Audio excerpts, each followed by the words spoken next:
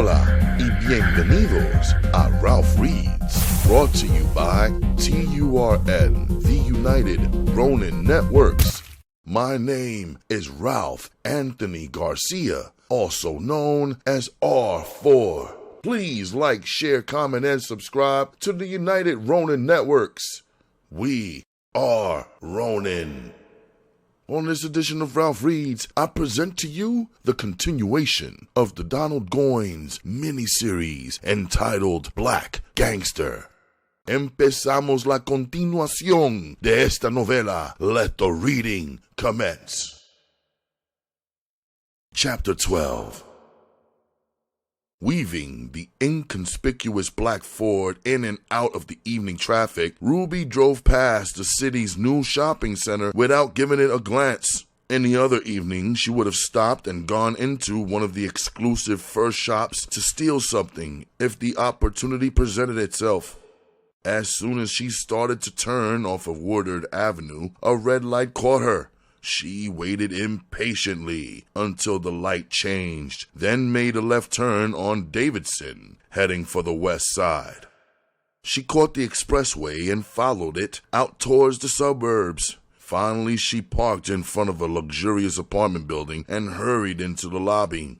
A short, fat white woman came out of the elevator with a French poodle on a chain. Both of them were adorned in mink, the poodle sporting a miniature jacket, the woman a stole. Ruby could feel her feet sinking into the carpet as she walked over to the elevator and asked the operator to take her to the 10th floor. After stepping off the elevator, Ruby glanced up and down the corridor. Finding it empty, she removed her red wig and stuck it in her purse. A young man answered her first knock on the door, then stepped back and allowed her to enter. "My Ruby-Doo," he said in a high, feminine voice. "You could have called me to let me know you were coming, couldn't you?"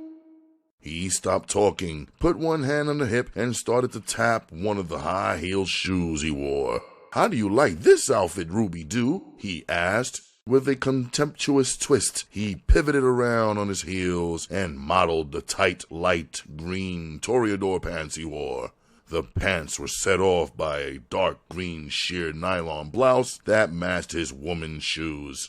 His hair was long and bleached red, with a large wave falling down over his forehead. Where his eyebrows had once been, Billy now had midnight black eyeshadow. It went well with his light tan complexion. Ruby walked over to the bedroom and pushed the door open. Finding the room empty, she walked back towards the well-equipped small kitchen. "Billy boy," she called, "it's a wonder you ain't get kicked out of the joint by now. Darling, I don't have the least idea what you are trying to hint about. You know as well as I do that I don't do anything wrong, honey."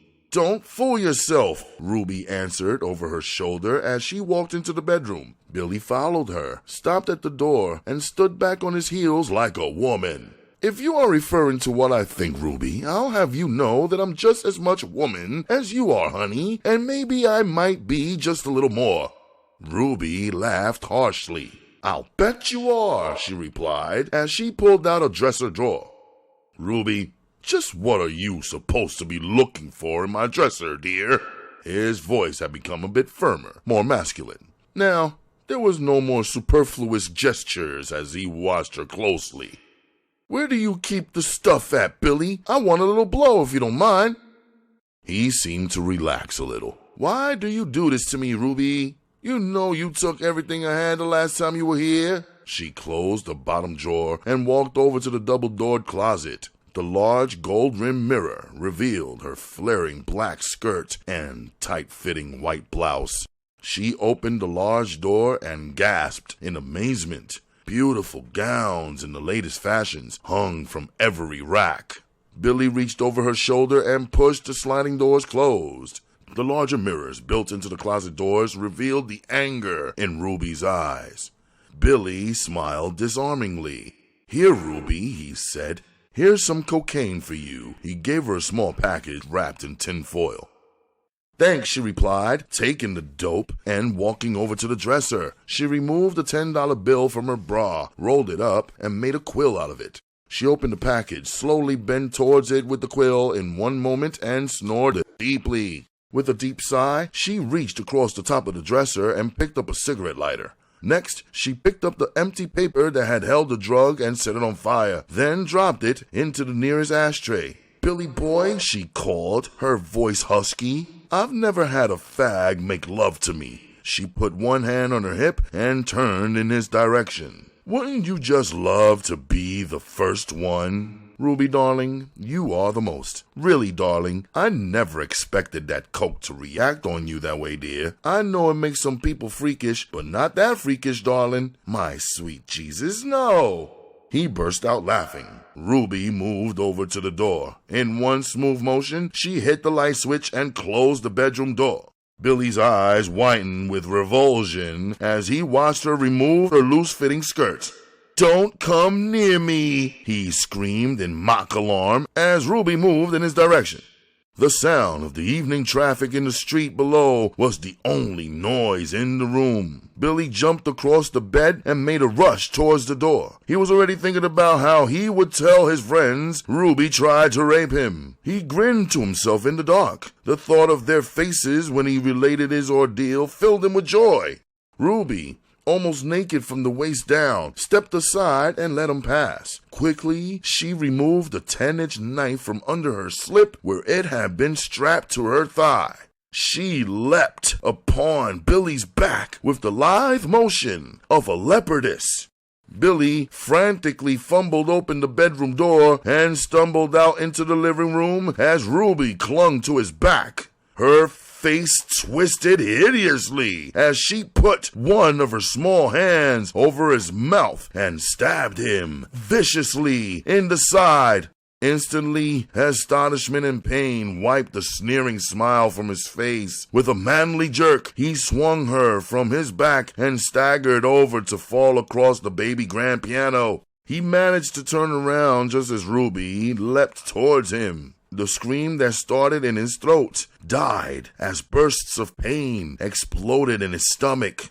In desperation, he shoved her away and staggered back across the room, falling on top of the white marble coffee table. The long blade did its work again. He felt the intolerable pain in his back. It caused him to fall off the table and clutch at the couch as he slid to the floor.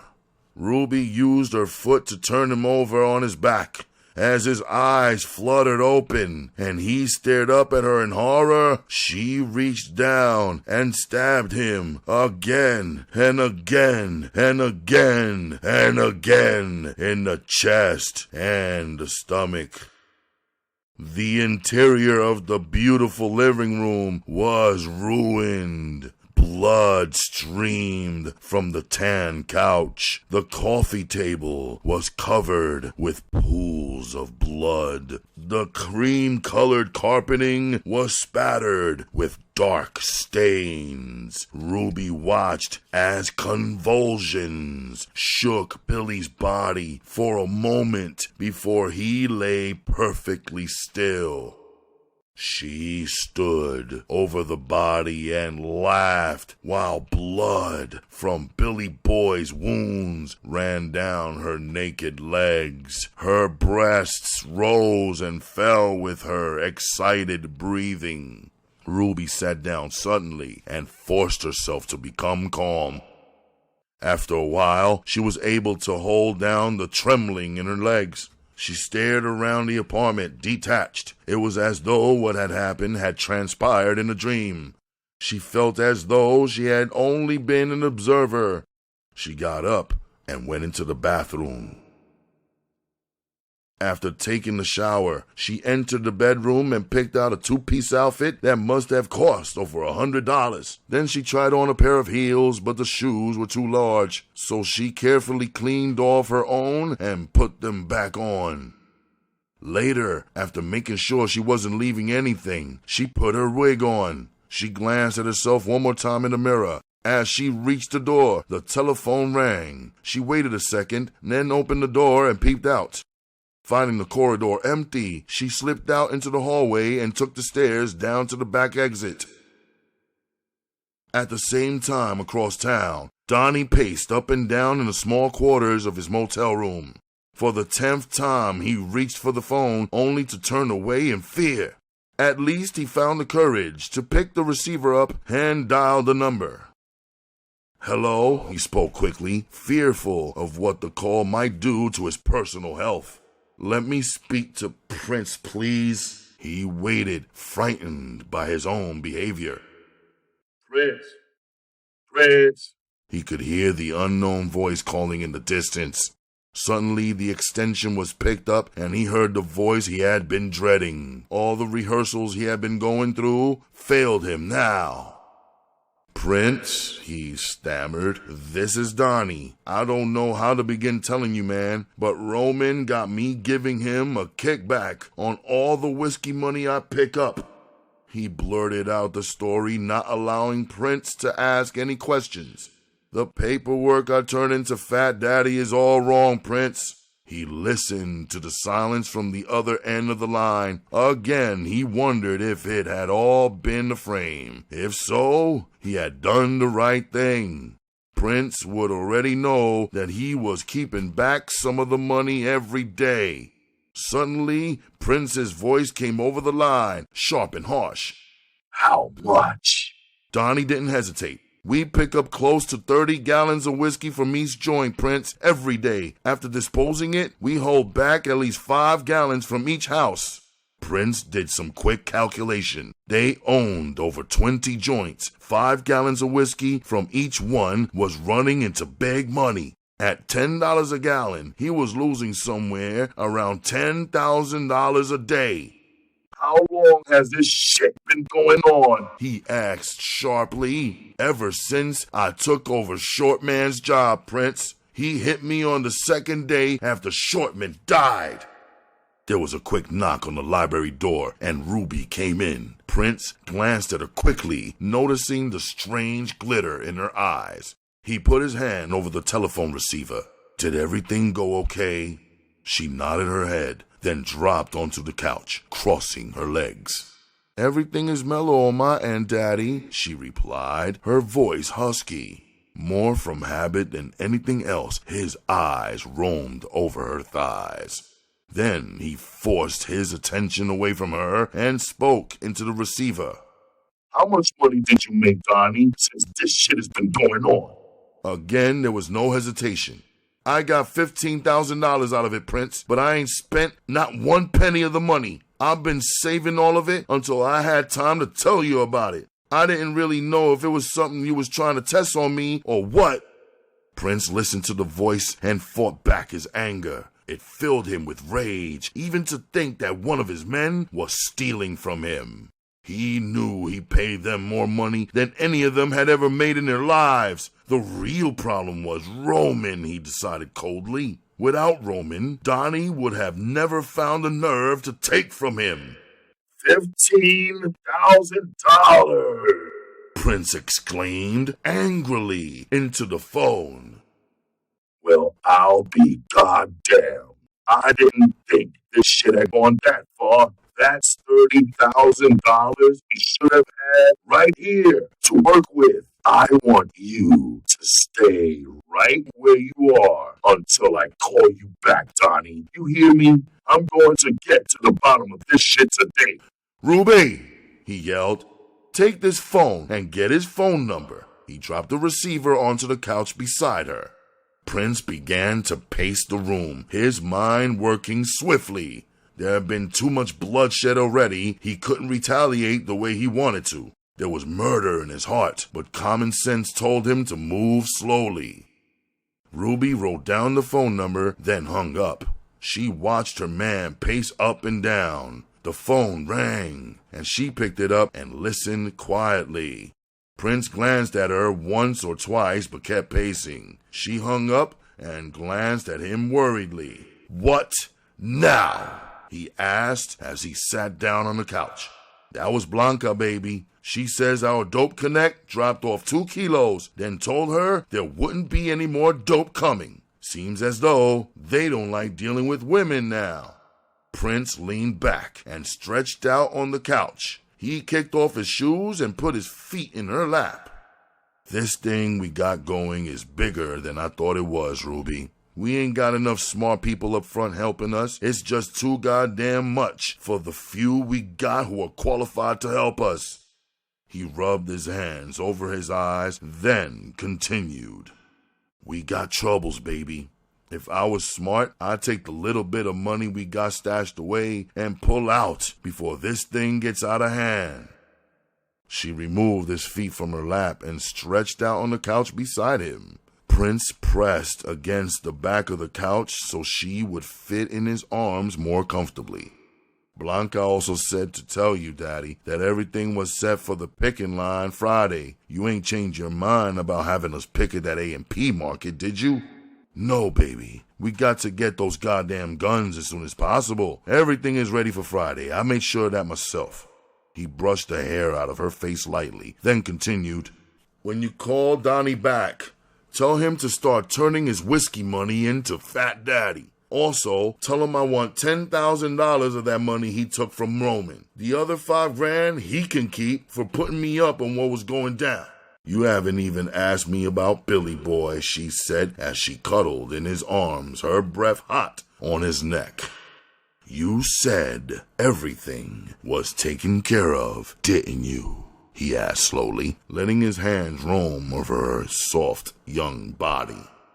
Her breathing became heavy as his hands continued to explore. He twisted his head away as she tried to arouse him by darting her tongue in and out of his ear. He laughed and held her back from his neck. Be good now, woman. I got business for you to take care of. As she started to wiggle in his arms, he continued, I want you to get in touch with Preacher and have him set up a meeting with Roman. I don't want this business handled over no phone, baby. It's too important. Tell Preacher to have Roman meet him at some gas station on the outskirts of town tonight. When they get together, tell Preacher to tell him I want him to take over the dope business. He's got to get a connect somewhere, so by the time he gets it set up, I'll have something else for his ass.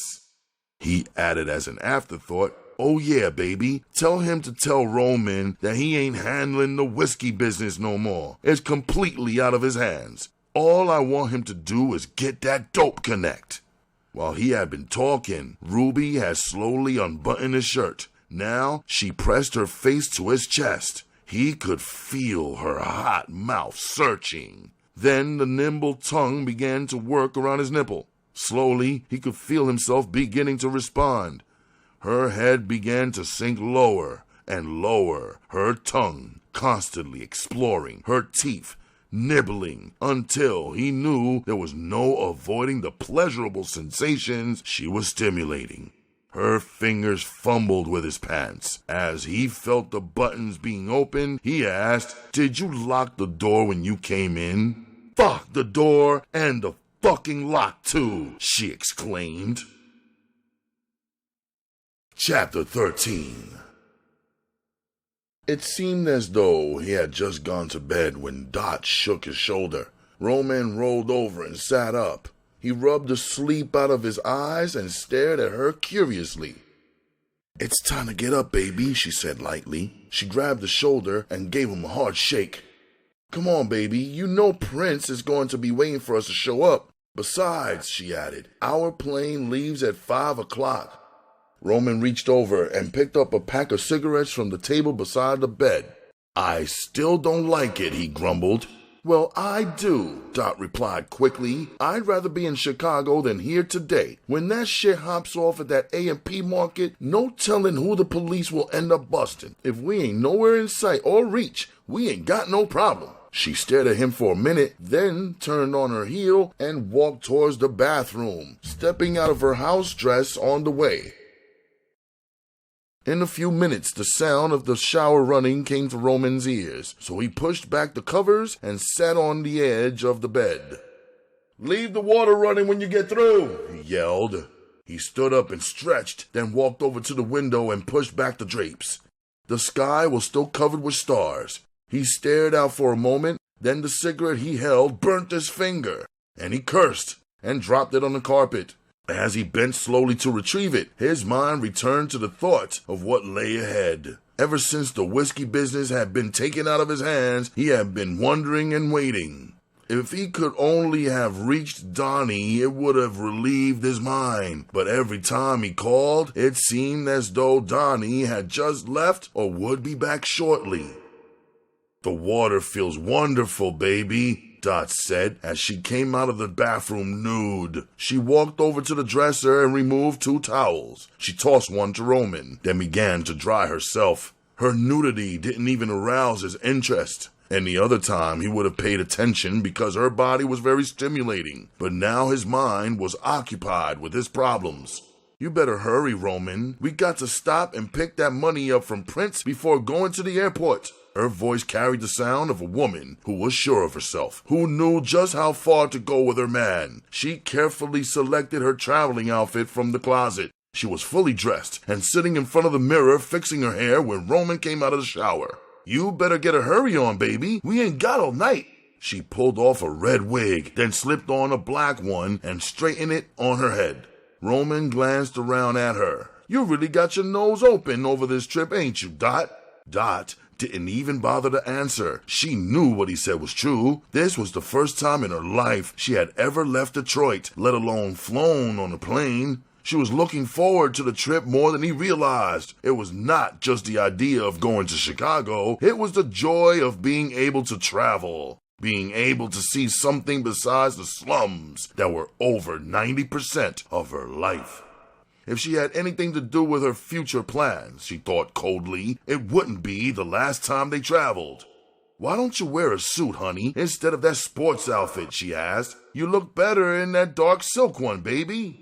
He continued to put on the checkered sport coat. "Don't worry about it, woman. We ain't going to no goddamn fashion show. Besides, I want to be comfortable." Before they left, Roman glanced quickly around the apartment. "You're worse than some old woman, man. We ain't gonna be but a couple of days at the most, Roman, so ain't no sense you acting as though we were leaving for good."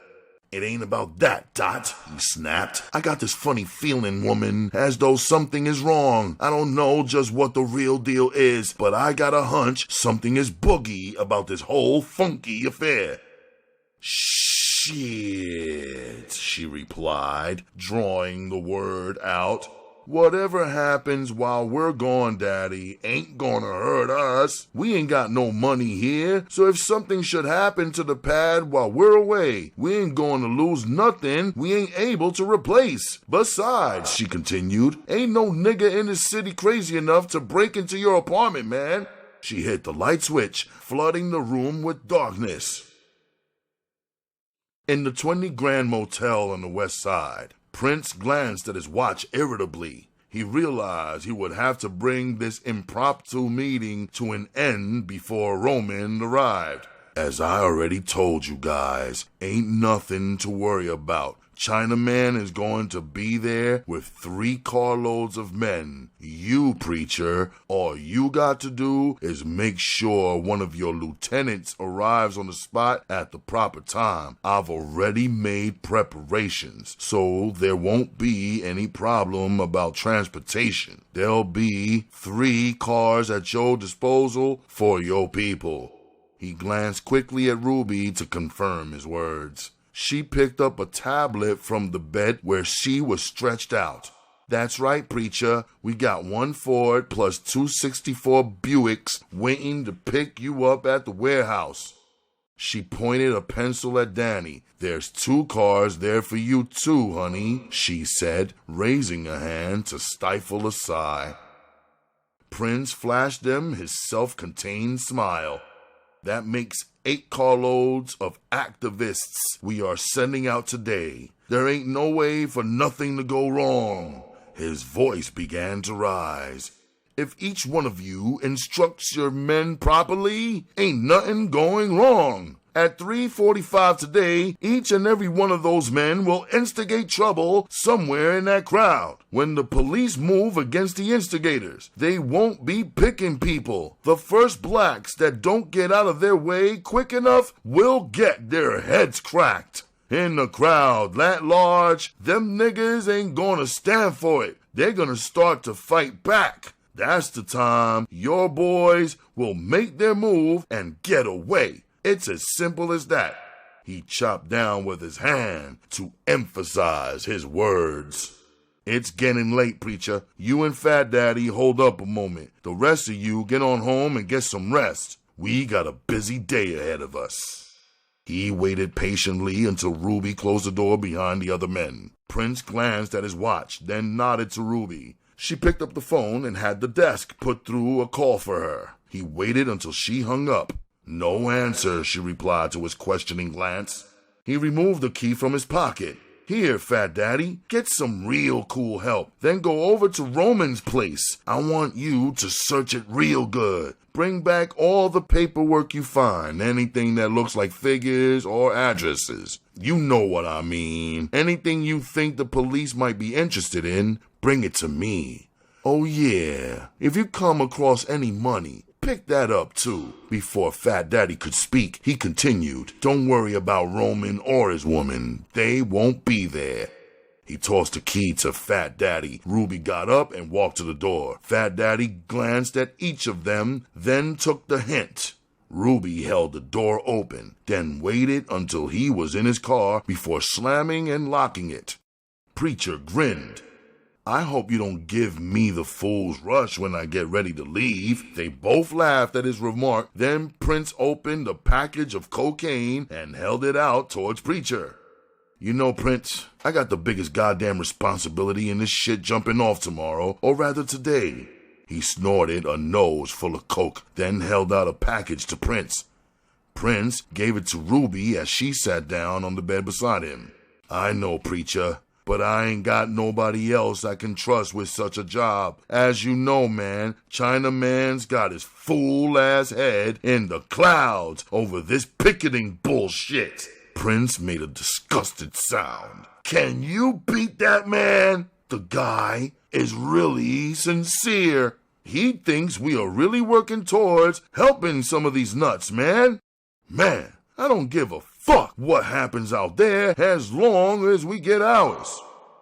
Preacher reached for the cocaine. Yeah, baby, I could dig that, but this is big potatoes, man. If we rip off that bank like you got it planned, the feds are gonna be all over this motherfucking city before God gets the news. Ain't no ifs about it, Preacher. The thing is going down today, whether you lead them niggas or not. Preacher threw up his hands. Wait a minute, man. You know I'm going to take care of it. It's just that I was kicking the thing around for a while, that's all. You know how the old saying goes. He said, then added, telephone, telegraph, or nigga. Those are the 3 quickest ways in the world for people to learn your business. You know that, Prince, as well as I do. Prince laughed coldly, then reached for the cocaine. After taking a big snort, he said, all the men on this job with you, Preacher, are hand-picked. It ain't no game for no lane, man. I got the very best, baby. I got the strongest brothers you could ever want to work with you on this. If you should have to hold court in the streets with the cops, you couldn't ask for any better help. Each one is a killer. And you already know you ain't gonna have no trouble out of the police, Preacher, Ruby said, speaking in her softest voice. She flashed her magnificent teeth at him. He smiled in return. I don't need that soft con, Ruby, he said. Your man is doing a good enough job of that already without your help. They all laughed good-naturedly. It was as though they were planning a weekend picnic rather than a bold daylight robbery. Okay, Preacher said loudly as he got to his feet. I've been sold on this thing ever since you brought the idea up, Prince. It's just that the day done arrived, and I know I got to get off the pot or shit. Prince walked him towards the door. I'll stop by the crib today and talk to the other guys as well as you, Preacher. Y'all can look for me around 2 o'clock. Don't worry about nothing, baby. This thing is in the bag. He held the door open and stood in the doorway until Preacher drove out of the motel parking lot. Then he stepped back into his suite. Ruby stared up at him from the bed. So far, so good, she said calmly. They understood each other better than they realized. Each in their own way needed the other, mentally as well as sexually. If either had qualms about what could happen later on that day, they were well concealed. "You ain't made that call to Chicago yet," Ruby reminded him quietly. "It's too early, honey. I think it would be better if I wait until we get outside somewhere and make it from a payphone." She smiled. "You really got a thing about phone calls, ain't you, Prince?" "Ain't no sense taking unnecessary chances, Ruby. Whoever they got on the switchboard might like to eavesdrop on calls, and at this time of the morning, a long-distance call would probably be right up the operator's alley. No, baby, I think we'll be a hell of a lot wiser to stop at a payphone after we drop Roman and Dot off at the airport."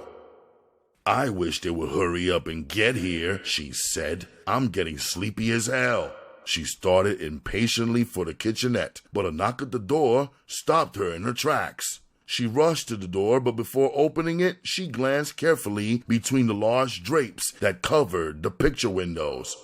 "It's them," she said over her shoulder as she opened the door. Roman and Dot came in quickly, and Ruby shut the door behind them. Prince snorted some of the coke and held the dwindling pile of dope out towards Roman. He started to reach for it, but Dot's voice froze him. "Roman," she said loudly, "don't you know you'll get sick on the plane if you snort that shit?" He hesitated briefly, but before he could make up his mind, Ruby had taken the cocaine and snorted the rest of it. "When Mama speaks, you listen, boy," Ruby chided him harshly.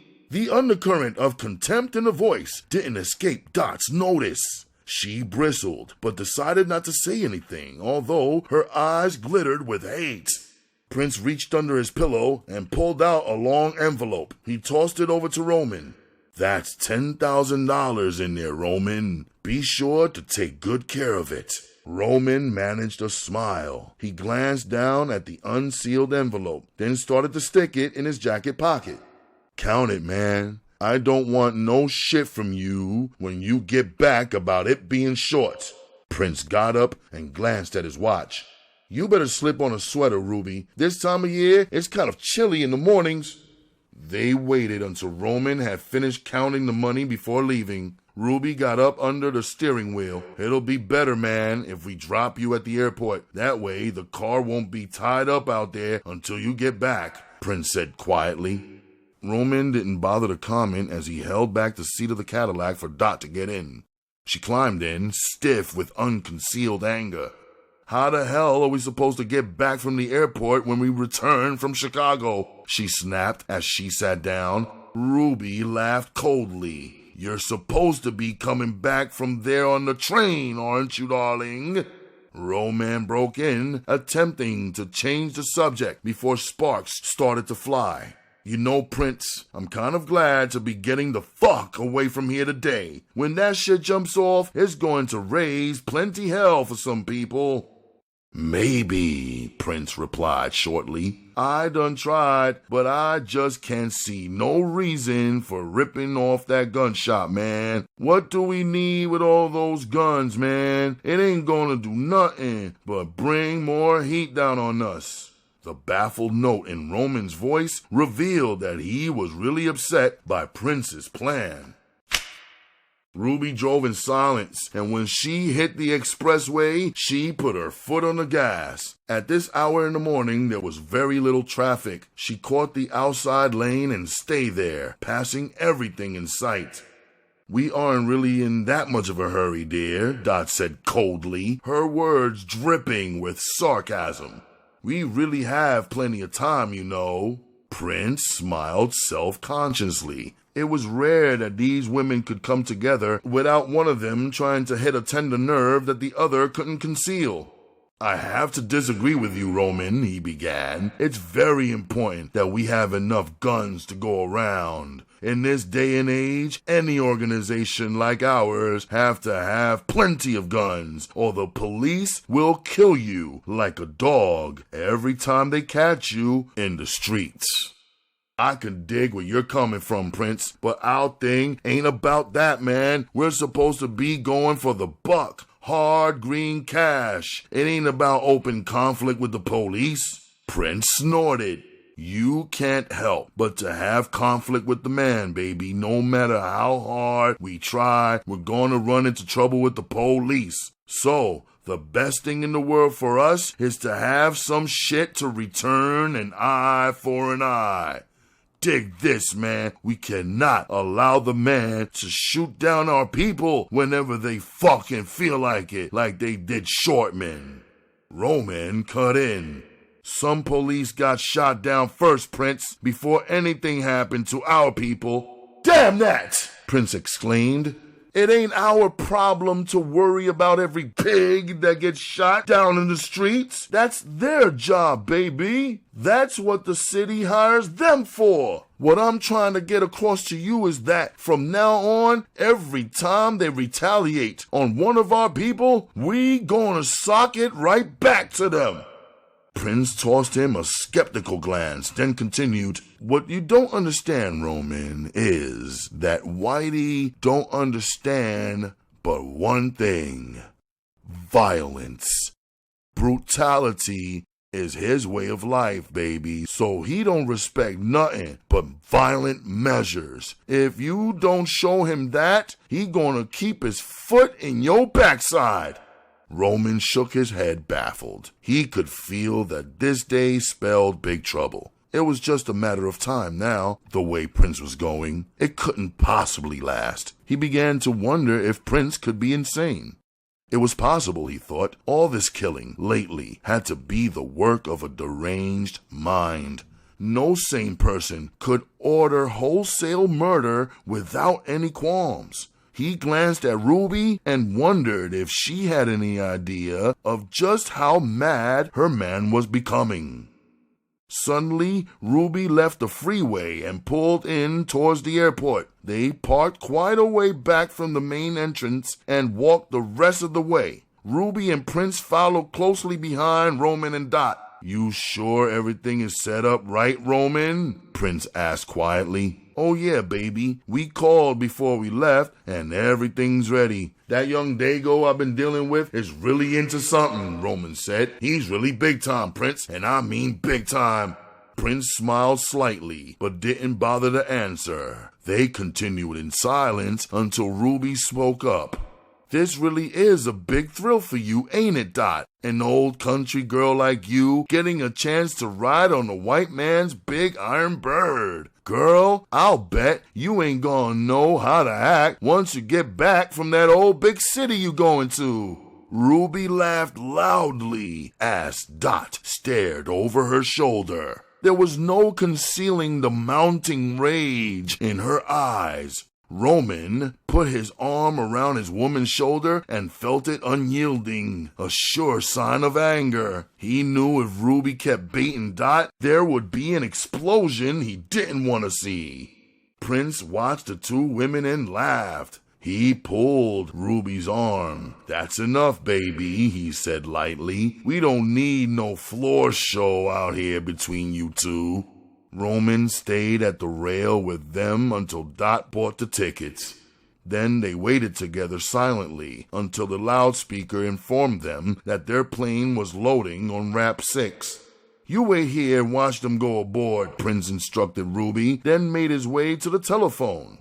He dialed a long-distance number, and when the receiver was picked up at the other end, he asked for room 48. He waited patiently until the night clerk put his call through. Then he said 4 words. They're on their way, and hung up. As he went back to rejoin Ruby, she met him halfway. Our little pigeons are on their way, Daddy. She put her arm in his, and they walked from the airport arm in arm. Roman settled back in his plane seat. His mind was working 10 miles a minute. He touched the envelope containing the money. It wouldn't be any problem, he reasoned, just to keep on traveling. They had enough money to last a while, and when it was all gone, all they would have to do would be to make a trip back to Detroit and slip down to the bank one afternoon and get out the $25,000 they had stashed over there. The gang was headed for prison. There was no doubt in his mind about that. You couldn't toss bricks at the prison walls day in and day out and hope not to get caught. There would be no better opportunity than now, he reasoned, to step right away from it all before he was caught up in the madness. Dot, he began, how would you like to just keep on going? She stared at him, surprised. I mean, when we reach Chicago, we just catch another plane out for the West Coast. What about the dope, honey? She asked. Fuck the dope, he replied harshly. Let's just get the fuck away from it all. Just keep on going. We got 10 grand right here, and we can always come back and get the rest of our money. The airplane hit an air pocket, causing her to clutch at her seat. Roman, don't talk crazy. When Prince finds out we done pulled up with the 10,000, he gonna go over to our place and take everything out that ain't nailed down. So what? Roman asked sharply. We ain't got nothing there we can't replace, have we? Sure you can replace it, she replied sharply. But just look at how much it's going to cost. Don't forget, I left 2 mink stoves there that I damn sure want. Just stop and think for a moment. Please, honey, please. If we run off with the 10 grand, it's going to take that much money just to replace the stuff we left behind. All your suits, plus them alligator and lizard shoes of yours, baby. Nah, no, we can't do it like that. We got too much to lose. She had a point. He bitterly agreed. He had a wardrobe any man would envy, and it had taken a long time to get it. For the first time in his life, he had enough clothes so that he never had to worry about what to wear. Too many years of having only 1 pair of shoes, 1 pair of pants, sometimes not even 1 dress suit to wear, came back to his mind. You don't forget hardship overnight. You're right, he said suddenly. It's too much to just up and leave. Dot smiled slightly. All you got to do, Roman, is plan. When we return, you're gonna have all the responsibility of the dope money. Why take off with 10 grand when, with a little patience, we might be able to string for another 25,000 or maybe even 50 grand if things hop off right? She laughed at her own cleverness. How stupid men were, she thought. Roman, Prince, all of them. Any woman except for that foolish Ruby, she reasoned, could get anything she wanted out of a man if she used her wits. The pilot announced the landing. Everyone began to fasten their seatbelts. Dot sat back in her seat, proud of the fact that she knew what her future would be. It wasn't everyone who could control their destiny as well as she planned on controlling hers and Roman's. He was a lucky man, she thought, to have her standing beside him. He was so easy to lead. At times, she wondered how he had managed to rise so high in Prince's organization. There was a man, she thought. If she could only move Ruby out of the way, it would be nice taking her place. She frowned slightly. What Roman feared was a possibility. Things couldn't last the way they were going, so maybe it wasn't such a good idea wishing she were Prince's woman. When the castle fell, everyone close was sure to fall with it. The plane came down on the runway, took 2 bounces, and landed for good. People were already unbuttoning their seatbelts. It took about 15 minutes to get clear of the airfield and run down a cab. Dawn was breaking out over the city as they leaned back against the seat of the cab. Dot rolled up the window to escape a cold blast of the September wind. As the cab left the freeway, she stared out the window in disgust. It looks just like one great big slum to me, she remarked as they entered Chicago. I don't think I'd like the city. Just look at that, she exclaimed, pointing out the window at some dirty tenement buildings. The cab driver glanced at Dot in his rearview mirror. The little black bitch, he cursed under his breath. He turned into the driveway of a motel. This is good enough, Roman said to the driver as he glanced out at the name of the motel. The Desert Inn was large and modern with a swimming pool. At this time of day, there was no one about. Roman glanced at his watch after paying the cab driver. It wasn't even 6 o'clock yet. He shook his head in wonder. They had left Detroit at 4:30. Now here they were at the end of their journey in less than an hour and a half. The female night clerk glanced out the window at them as they walked up the pathway. She watched them from her desk until they stopped in front of number 16. When the door opened and they went in, she returned to the paperback book in front of her. Tony stepped back to allow them to enter. He smiled at Dot, then closed the door behind them. "How was the trip?" he asked politely. Roman's eyes scanned the room. The half-open bathroom door caught his attention at once. "Is it all right if I use your toilet?" he asked casually. $10,000 was a nice piece of money, so he wasn't taking any chances, even though he had done a little business with Tony in Detroit. Tony walked over to the dresser and opened one of the drawers. "I'm afraid not," he said coldly, then whirled around, a long-barreled .38 in his hand. Dot managed a light scream before she got hit across her face with the gun. Roman started to make a move in their direction, but a sharp blow in his back caused him to wheel around. Racehorse stood behind him, grinning, the pistol in his hand, aimed right at Roman's chest. "What the hell is going on?" Roman demanded, with as much authority as he could manage. "You guys must be out of your minds if you think Prince will stand still for me being stuck up." Both men laughed harshly. "Don't worry about Prince," Racehorse snarled. "We'll take care of him when the time comes. Set that goddamn money out now." Roman fumbled with his inside pocket, shaking uncontrollably. He managed to pull the long envelope from his pocket. "Here, take the money, man. Just don't hurt us." Tony laughed and pushed Dot towards the bed. "Say, man, take a gander at them big hips on her, will you?" he said as she sprawled out on the bed. "You think we ought to take a little time and find out what she's got that keeps our boy here so happy?" He laughed, glanced at Roman's face, then started to laugh louder. When he managed to stop, he said, "Take a look at him, will you? The guy's more worried about us busting out his woman than he is over the 10 grand. Racehorse grinned, then made an impatient gesture. "Get your ass on the bed beside your woman, boy. Don't nobody want none of that stuff." "Speak for yourself," Tony exclaimed, then grinned when Roman glared at him. "We better tie the boy up first. He might try to be a hero or something." Tony opened up the dresser and pulled out some rope. They tied Roman tightly to the bed, his arms above his head, his feet together with the rope tied to the springs under the bed. Racehorse tied the ropes, making sure Roman couldn't move an inch. "Please, please, just tie me up," Dot begged as Tony ran his hands over her breasts. He stuck one down inside her blouse, fumbled around, and removed it as she squirmed and moaned. Racehorse watched him unconcerned as he removed some more rope from the drawer. "You having fun with that dark meat, Tony, huh? She don't move me at all," he said in a matter-of-fact voice. He tossed Tony the rope. Tony tied Dot's hands first, then before tying her feet, he ran his hand inside the top of her pants.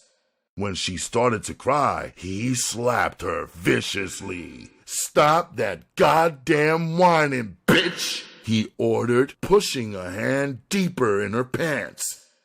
"Son of a bitch in pants is tight as hell," he said. Roman struggled with his ropes, but they wouldn't give. Racehorse laughed, pulled the envelope out of his pocket, and counted the money. He laid $5,000 down on the dresser, then glanced at Tony.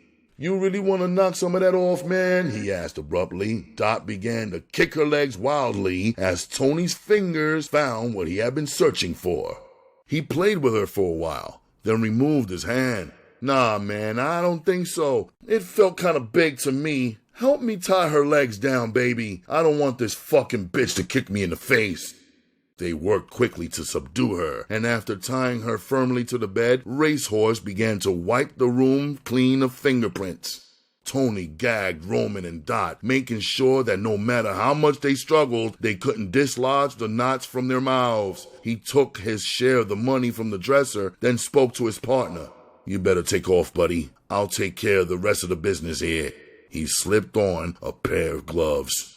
Mellow, baby, mellow. I could dig that, Racehorse replied, and then turned back to the bed. With one swift motion, he ripped Dot's pants down. I don't know, Mellow. It might be all right. It's good and goddamn hairy, he said, and walked towards the door laughing. When the door closed behind him, Tony walked over and peeped out the blinds. He watched Racehorse walk down the driveway and start up the street. You know, honey, he said to Dot, I didn't really want no audience. You know what I mean? He laughed brutally. Roman's eyes followed him closely. He swore to himself that he would remember every goddamn thing about Tony, and one day he would settle the score. He still didn't realize that he would never get that opportunity. Tony sat down on the bed beside Dot. He ran his fingers up between her legs. She couldn't kick now, so she just lay as still as possible. He stared down at her, then ripped her blouse off. He stared at the dark nipples. He took one in his fingers and squeezed it tightly, playing with it until it became hard. Hey, man, he yelled, look at your woman. She's getting hot as hell over here. But she ain't nowhere near as hot as she's going to be before it's all over. He tossed back his head and roared at his own joke. Dot stared up at him. She wanted to spit in his face, but the gag prevented it. She was as helpless as a baby. She closed her eyes as she felt his fingers begin to play with her again. Hurry up, she pleaded silently.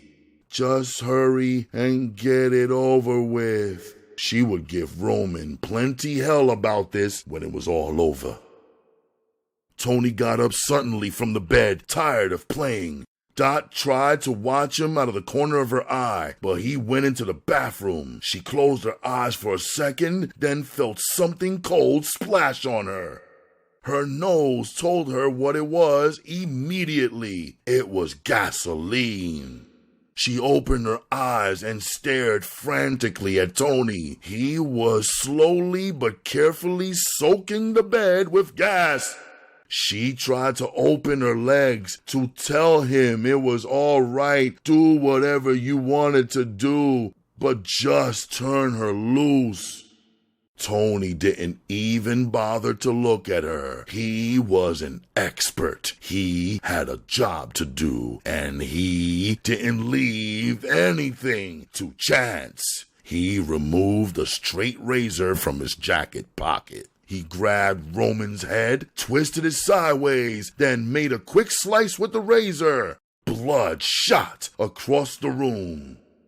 Dot could feel herself gagging. She felt tears running down her cheeks as her eyes grew wide with terror. This couldn't be happening. Not to her, she told herself, but there was no avoiding the truth. She felt Tony's hand on her head and tried to plead with him with her eyes. He glanced down at her once, then made a quick slice with the razor. He slowly checked his clothing for bloodstains, then lit a match and dropped it on the bed. There was a loud swoosh, and the bed went up in flames. He opened the door and slipped out, not bothering to glance back. He knew beyond a shadow of a doubt that it was a job well done. We have reached the end of this portion of the Donald Goines miniseries on Ralph Reads. I would like, or rather love, to thank my queens and kings, fellow royalty, for stopping by. You can contact me on Facebook, Ralph Anthony Garcia, Twitter, Instagram, and Periscope at rgmc2407, email rgmc2407@gmail.com, where if you would like to leave a small donation, please use the Zelle app or paypal.me/rgmc2407 or the Cash app. My cash tag is rgmc2407. You can also find me on my other channel, RGMC, Ralph Garcia, Master of Ceremonies, and right here at home on the United Ronin Networks. We are Ronin. Fellow royalty, pick up a good book, read a good story, and set your good self free. I appreciate you, and I love you like cooked food. I'll see you fellow sexy people on the continuation of the Donald Goines miniseries on Ralph Reads. Gracias por venir y buenas noches.